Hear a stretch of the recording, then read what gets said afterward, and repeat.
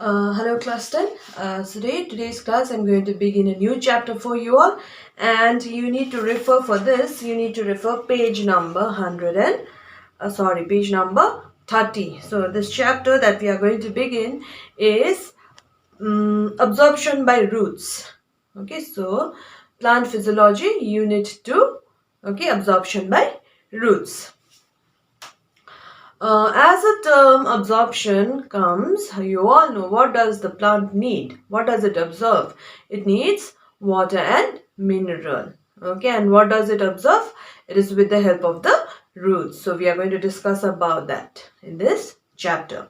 Okay, now so the first topic in page number 31 you can see is the process of absorption of in plants. Okay, so you should know that this plants absorb water. Along with that, it also absorbs minerals from the soil with the help of roots. Okay, and then those absorbed water and minerals, okay, they have to be conducted to various parts of the plant body, for them to grow properly, function properly and all. So various parts like the leaves, the flowers, the fruits, the stems and all. So it is carried out. It is conducted to those parts with the help of xylem. Okay, and when this water and minerals they come in contact with each other, or they get mixed with each other, this water it converts into sap. Okay, so when water is mixed with minerals and all, it is termed as cell sap or the plant sap. So this sap, it is conducted with the help of the xylem to different parts of the plant body. Okay, and you should know this. The question might come in your head, yes or no? So is water necessary? Why do the plant need water or minerals?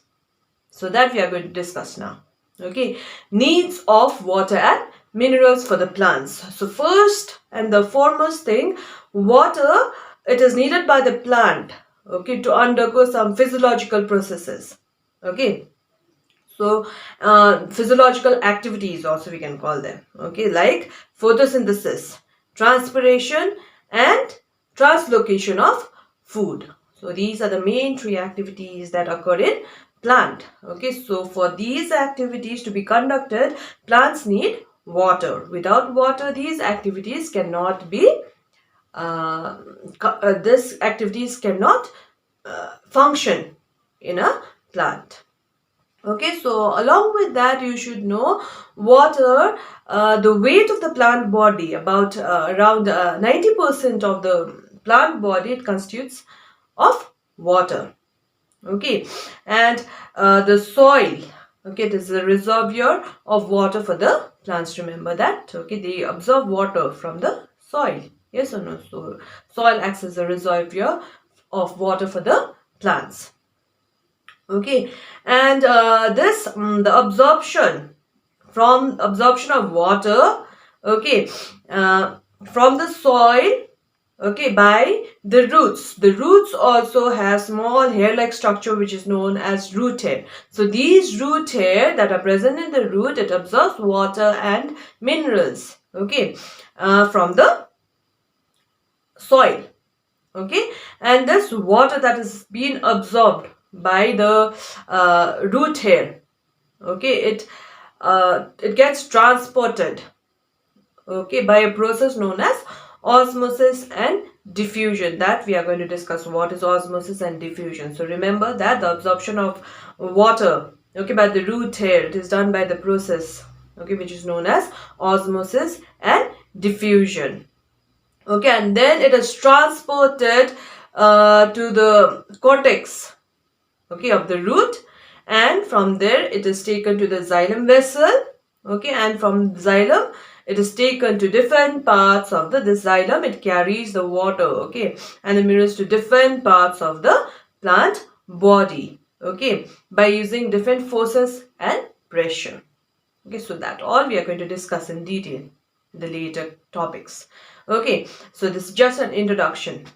Along with that, the soil water, okay, it contains inorganic salts, Okay, and also ions also it contains, okay, which is required for the plant to function properly. Okay, so let's see what are those now.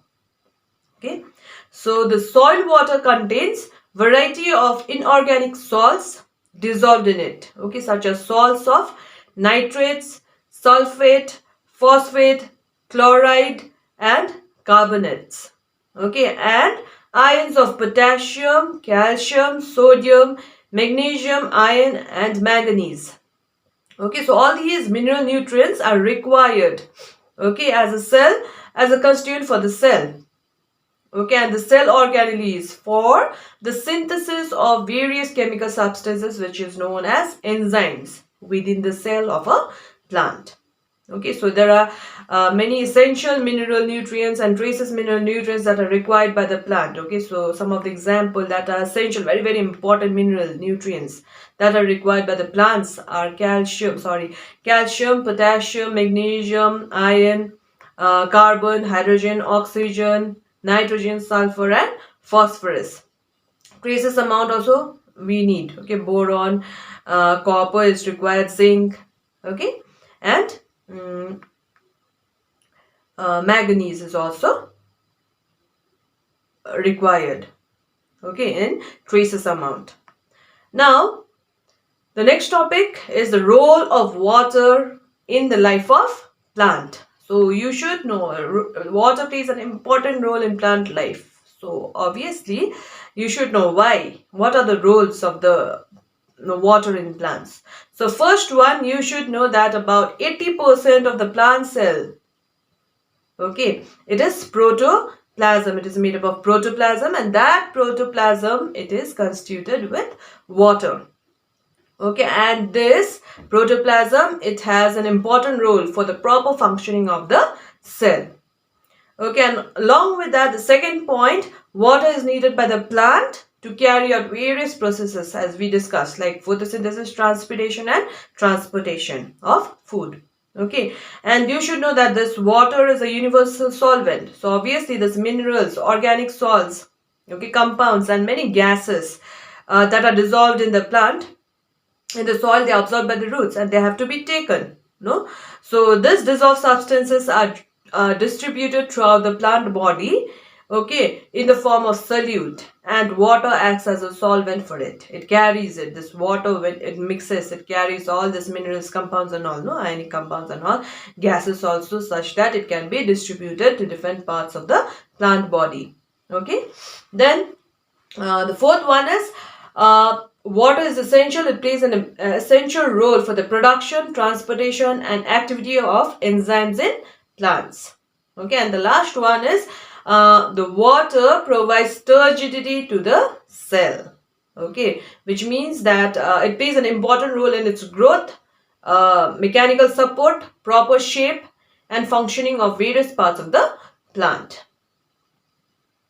Okay, hope you have understood. Now, the next topic that we are going to discuss, please refer your text also.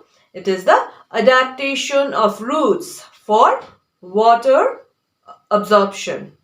Okay. Now, so you should know this. Roots, they are adapted for drawing water from the soil. Okay. So, it has different characteristics. Okay. So, that we are going to discuss. Number one, roots are positively geotropic. That means since roots grow into the soil, okay, and it goes deeper and deeper towards the gravity and the source of water. You all know it grows towards the gravity in search of water. Therefore, they are known as positive geotropic. Okay. Then the second one is the roots have very large surface area. Okay, roots have many fine branches, and each branches, they have numerous roots here. Okay, at its tip, there are approximately 200 roots here per square millimeter. The increase in the surface area. Okay, the root hair arises perpendicular to the surface of the root. Okay, you can see the root is there and the root hair, see, just perpendicular 90 degree. No, it is located at an angle of 90 degree. Okay. Then after that, next is root hair. It contains concentrated cell sap in it. Okay. Now the concentration of the cell sap in the cell of the root hair is more, okay, as is compared to the surrounding soil. This facilitates the water to enter into the root hair by the process of osmosis. Okay. Now the cells, or the concentration inside the cell, it is more than the surrounding. Okay, this feature of it allows the cells or the root hair to absorb more water from the surrounding soil and let it enter, okay, inside the cell by the process known as osmosis. Then the last one here is root hair cells are it has very thin wall or cell wall. Okay, thinness of the cell wall of the root hair increases their permeability to allow the soil water enter more freely into the root hair. The cell wall being thin, it allows or it permits the water to enter freely, okay, into the root hair. Okay, on the other hand, the cell membrane of the root hair is selectively permeable. You all know, no, plant cell at the outer contains the cell wall. Then the second membrane is the cell membrane. Now this, as the water enters, it might contain minerals and all also. Yes or no? Now it has to pass through the second layer now. That is the cell membrane. This cell membrane, it is selectively permeable. That means it allows only certain molecules to pass through it. Okay, so it allows only the water molecules to pass through it. Okay, so cell wall, it allows both water molecule as well as the minerals also to pass through it. Okay, whereas the cell membrane, it allows only the water molecules to pass through it. Hope you are understanding it. Now, the next topic is factors affecting absorption of water. So there are three. Okay, soil temperature, concentration of the soil solution, and aeration of soil. Now, you should remember that soil temperature is a major factor for the absorption of water by the roots. Okay, the optimum temperature of the water absorption is 20 to 30 degrees Celsius. An increase or decrease in the temperature cause a decrease in the rate of absorption of water by the roots. Okay, so this is the optimal temperature. Okay, at this temperature, roots can absorb water. If it is more or less, the rate of the absorption will be less. It will lose that. Okay. Now, second one is concentration of the soil solution. Okay, now see, the cell sap of the root hair is more concentrated than the surrounding water. Okay, the water therefore enters the root hair till it balances in the concentration is mentioned. So now the inner is more and the outer water content is less in the surrounding. Now the root hair allows the water to get inside it until and unless it gets balanced. Okay, the concentration gets balanced. If the concentration of the soil solution is higher, okay, what happens? That means the solute are more than the water. It would lead to plasmolysis of the root hair. Please remember, if the concentration of the soil solution is higher, what will happen to the cell? It will get plasmolysed. So plasmolysis occur in the root hair. Now see what happens. In plasmolysis, water moves out from the root hair cells. The cytoplasm also gets shrink and the cell membranes withdraw from the cell wall. As a result, the cell becomes flaccid, which may lead to death of a plant. Understanding? So if the outer concentration is more, what will happen? outer concentration, the concentration of the surrounding soil, water is more than the concentration of the cell sap inside the cell. Okay, what will happen? Plasmolysis occurs. So your plasmolysis means shrinkage of the cell. Okay, so the shrinkage of the cell may lead to the death of plant. Remember that. All this in detail we are going to study. Okay, now the last one is aeration of the soil. Okay, well aerated soil facilitates the absorption of more soil water by the root hair. More aeration in the soil, it allows more absorption, it allows more water, and it allows more absorption of water by the root hair.